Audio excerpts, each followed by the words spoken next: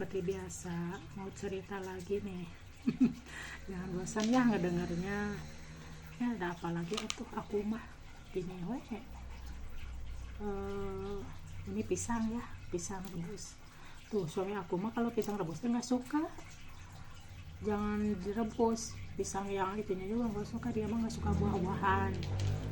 Kalau buah-buahan dimakan sama aku.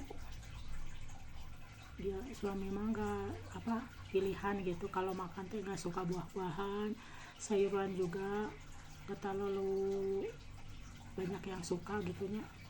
Terus sama dia mah nggak suka, apalagi namanya liwat, dia mah nggak suka gitu, liwat gitu kada sambal ada jengkol dia nggak suka. Kalau adalah segala masuk gitu kayak tong sampah aja ya.